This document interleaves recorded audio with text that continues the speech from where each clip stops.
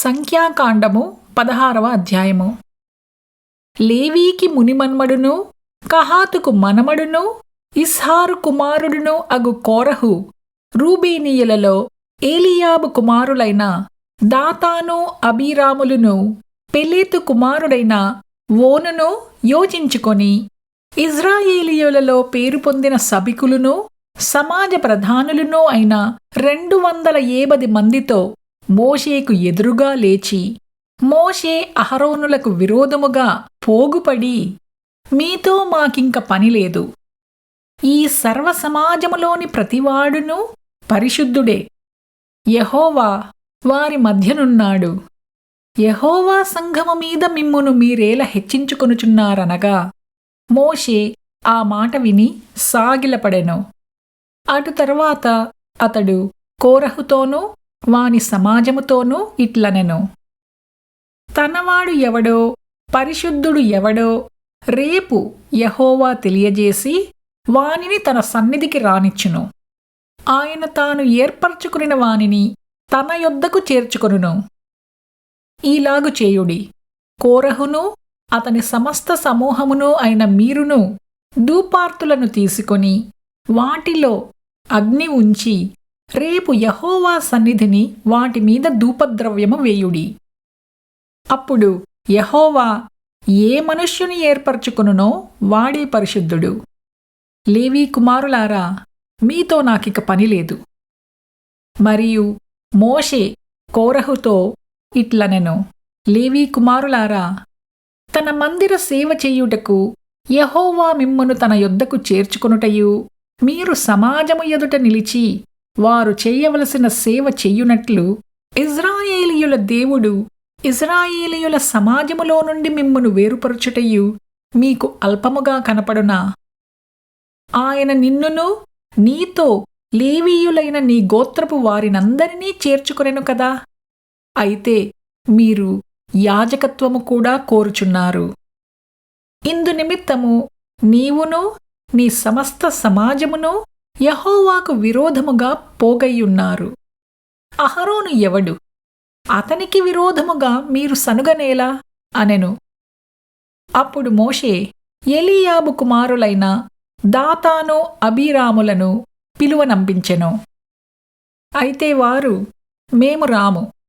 ఈ అరణ్యములో మమ్ము చంపవలనని పాలు తేనెలు ప్రవహించు దేశములో నుండి మమ్మును తీసుకుని వచ్చుట చాలన్నట్టు మా మీద ప్రభుత్వము చేయుటకును నీకు అధికారము కావలెనా? అంతేకాదు, నీవు పాలు తేనెలు ప్రవహించు దేశములోనికి మమ్మును తీసుకుని రాలేదు. పొలములు ద్రాక్షా తోటలు గల స్వాస్థ్యము మాకియ్యలేదు. ఈ మనుష్యుల కన్నులను ఊడదీయుదువా? మేము రాము అనిరి. అందుకు మోషే మిక్కిలి కోపించి, నీవు వారి నైవేద్యమును లెక్కపెట్టకుము. ఒక్క గాడిదనైనను వారి యొద్ద నేను తీసుకొనలేదు. వారిలో ఎవనికినీ నేను హాని చెయ్యలేదని యెహోవా యొద్ద మనవి చేసెను.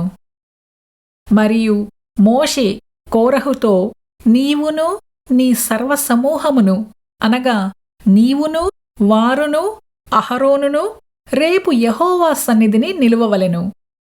మీలో ప్రతివాడును తన తన ధూపార్తిని తీసుకొని వాటి మీద ధూపద్రవ్యము వేసి ఒక్కొక్కడు తన ధూపార్తిని పట్టుకొని 280 ధూపార్తులను యెహోవా సన్నిధికి తేవలెను. నీవును అహరోనును ఒక్కొక్కడు తన ధూపార్తిని తేవలెనని చెప్పెను. కాబట్టి వారిలో ప్రతివాడును తన ధూపార్తి తీసుకొని వాటిలో అగ్ని ఉంచి వాటి మీద ధూపద్రవ్యము వేసినప్పుడు వారును మోషే అహరోనులును ప్రత్యక్షపు గుడారము యొక్క ద్వారమునొద్ద నిలిచిరి. కోరహు ప్రత్యక్షపు గుడారము యొక్క ద్వారమునొద్దకు సర్వసమాజమును వారికి విరోధముగా పోగు చెయ్యగా యెహోవా మహిమ సర్వసమాజమునకు కనపడెను. అప్పుడు యెహోవా, మీరు ఈ సమాజములో నుండి అవతలికి వెళ్ళుడి. క్షణములో నేను వారిని కాల్చివేయుదునని మోషే అహరోనులతో చెప్పగా, వారు సాగిలపడి, సమస్త శరీరాత్మలకు దేవుడవైన దేవా, ఈ ఒక్కడూ పాపము చేసినందున ఈ సమస్త సమాజము మీద నీవు కోపపడుదువా అని వేడుకొనిరి. అప్పుడు యెహోవా మోషేకు ఈలాగున సెలవిచ్చెను. కోరహు, దాతాను, అబీరాముల యొక్క నివాసముల చుట్టుపట్ల నుండి తొలగిపోవుడని జనసమూహముతో చెప్పుము. అప్పుడు మోషే లేచి దాతాను, అబీరాముల యొద్దకు వెళ్ళగా ఇజ్రాయేలీయుల పెద్దలు అతని వెంట వెళ్ళిరి. అతడు, ఈ దుష్టుల గుడారముల యొద్ద నుండి తొలగిపోవుడి. మీరు వారి పాపములన్నిటిలో పాలివారై నశింపకయుండునట్లు వారికి కలిగినదేదియూ ముట్టకుడి అని ఆ సమాజముతో అనెను. కాబట్టి వారు కోరహు, దాతాను, అబీరాముల నివాసము యొద్ద నుండి ఇటూ అటూ లేచిపోగా దాతాను, అబీరాములును, వారి భార్యలును, వారి కుమారులును, వారి పసిపిల్లలును తమ గుడారముల ద్వారమున నిలిచిరి. మోషే, ఈ సమస్త కార్యములను చెయ్యుటకు యెహోవా నన్ను పంపెననియూ, నా అంతటి నేనే వాటిని చెయ్యలేదనియూ దీనివలన మీరు తెలుసుకొందురు. మనుష్యులందరికీ వచ్చు మరణము వంటి మరణము వీరు పొందిన ఎడలను, సమస్త మనుష్యులకు కలిగినదే వీరికి కలిగిన ఎడలను యెహోవా నన్ను పంపలేదు.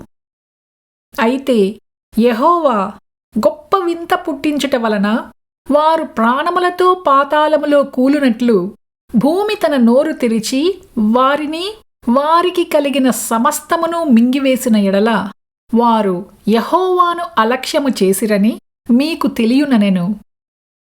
అతడు ఆ మాటలు చెప్పి చాలించగానే వారి క్రింది నేల నెరవిడిచెను. భూమి తన నోరు తెరిచి వారిని, వారి కుటుంబములను, కోరహు సంబంధులందరినీ, వారి సమస్త సంపాద్యమును మింగివేసెను. వారును వారి సంబంధులందరూ ప్రాణముతో పాతాళములో కూలిరి. భూమి వారిని మింగివేసెను. వారు సమాజములో ఉండకుండా నశించిరి. వారి చుట్టూనున్న ఇజ్రాయేలీయులందరూ వారి ఘోష విని భూమి మనలను మింగివేయునేమో అనుకొనుచు పారిపోయిరి. మరియు యెహోవా యొద్ద నుండి అగ్ని బయలుదేరి ధూపార్పణమును తెచ్చిన ఆ 280 మందిని కాల్చివేసెను. అప్పుడు యెహోవా మోషేకు ఈలాగు సెలవిచ్చెను. నీవు యాజకుడగు అహరోను కుమారుడైన ఎలియాజరుతో ఇట్లనుము. ఆ అగ్ని మధ్య నుండి ఆ ధూపార్తులను ఎత్తుము. అవి ప్రతిష్ఠితమైనవి.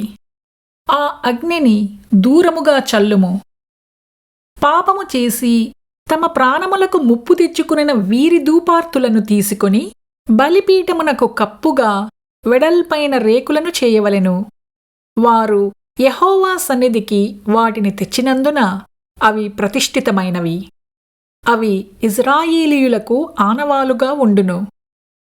అహరోను సంతాన సంబంధి కాని అన్యుడెవడును యెహోవా సన్నిధిని ధూపము అర్పింప సమీపించి కోరహు వలెను అతని సమాజము వలెను కాకుండునట్లు ఇజ్రాయేలీయులకు జ్ఞాపక సూచనగా ఉండుటకై యాజకుడైన ఎలియాజరు కాల్చబడిన వారు అర్పించిన ఇత్తడి ధూపార్తులను తీసి యెహోవా మోషే ద్వారా తనకు చెప్పినట్లు వాటితో బలిపీఠమునకు కప్పుగా వెడల్పైన రేకులు చేయించెను. మరునాడు ఇజ్రాయేలీయుల సర్వసమాజము మోషే అహరోనులకు విరోధముగా సనుగుచు మీరు యెహోవా ప్రజలను చంపితిరని చెప్పి సమాజము మోషే అహరోనులకు విరోధముగా కూడెను. వారు ప్రత్యక్షపు గుడారపు వైపు తిరిగి చూడగా ఆ మేఘము దాని కమ్మెను. యెహోవా మహిమయు కనపడెను.